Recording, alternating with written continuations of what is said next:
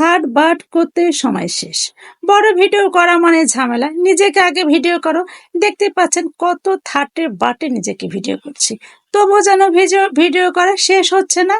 যাই হোক, আসসালামু আলাইকুম, কেমন আছেন সকলে? কোথায় এসেছি বলুন তো? হ্যাঁ, এসেছি আমরা কম্পিউটারের দোকানে। বান্ধবী বায়না ধরলো তার ছেলের কম্পিউটার নষ্ট হয়ে গেছে, ঠিক করতে হবে। যেহেতু এই কম্পিউটারের দোকানটা আবার পরিচিত ছিল, সেই সুবাদে বান্ধবীকে নিয়ে চলে এলাম। লোকটাকে বললাম, দেখুন তো কম্পিউটারে কি সমস্যা হয়েছে। উনি বললো, কি হয়েছে? আমি বললাম, চোখে দেখে না, কানে শুনে না, অনেক অনেক সমস্যা, আপনি এখন বুঝে নিন কি সমস্যা। লোকটা হেসে ফেললো, বললো ঠিক আছে আমি দেখছি। উনি এদিকে দেখছে কি সমস্যা, আর আমি এদিকে কি সুন্দর ঝাঁকানাকা করে জ্বলছে আলোগুলো। কম্পিউটার আলো বেশ ভালো লাগছিল এগুলো দেখতে। এগুলো কি আমার ঠিক নাম জানা নেই, কিন্তু আমি ভিডিও করছিলাম কারণ আমার ভীষণ ভালো লাগছিল। তার ফাঁকে আমি পুরো কম্পিউটারের দোকানটা ভিডিও করছিলাম। এখানে খুব সুন্দর হেডফোন ছিল, হেডফোনটা আমার বেশ পছন্দ হয়ে গেছে। যাই হোক, হেডফোনটা নিব বলে ঠিক করে ফেলেছি। এর ফাঁকে লোকটা আমাদেরকে বললো বেশ একটা মোটা অঙ্কের টাকা লাগবে ঠিক করতে।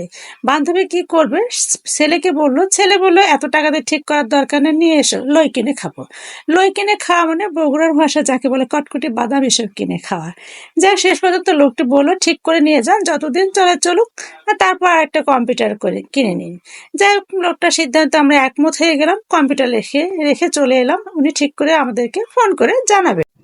তারপরে চলে এলাম চাদরের দোকানে, কারণ আমাদের চাদর লাগবে। এখান থেকে পছন্দ মতো একটা চাদর নিয়ে নেওয়া হলো। আরও একটা চাদর পছন্দ করা হলো, কিন্তু দামটা একটু বেশি, তো আমরা নিলাম না। আমরা ঠিক করলাম পরবর্তীতে যখন আসবো তখন নিবো। যাক, এর ফাঁকে আমরা একটা চাদর পছন্দ হয়ে গেল, সেটা নিয়ে নিলাম। আর এই চাদরটা রেখে দিলাম, সামনের দিন এসে নিব। সবকিছু শেষ করে আমরা চলে গেলাম পাপোশের দোকানে, কারণ এখানে খুব সুন্দর সুন্দর পাপোশ পাওয়া যায়। আমরা যে পাপোশটা অর্ডার করলাম সেটা তাদের গোডাউনে ছিল। আমরা বসে পড়লাম, কারণ গোডাউন থেকে আনতে হবে। এই যে দেখতে পাচ্ছেন সিসি ক্যামেরা, এখানে নিজেকে দেখা গেলে বেশ ভালো লাগে। আমি আবার খুঁজি, দেখি আমাকে দেখা যাচ্ছে কি যাচ্ছে না। খুঁজতে খুঁজতে শেষ পর্যন্ত দেখতে পেয়েছি। আর এই যে দেখতে পাচ্ছেন পাপোশটা বান্ধবীর এত পছন্দ, সে হাত দিয়ে ইচ্ছা মতো তাকে নাড়ছে, কিন্তু কিনলো না। ভীষণ ভীষণ ট্যালেন্ট আমার বান্ধবী।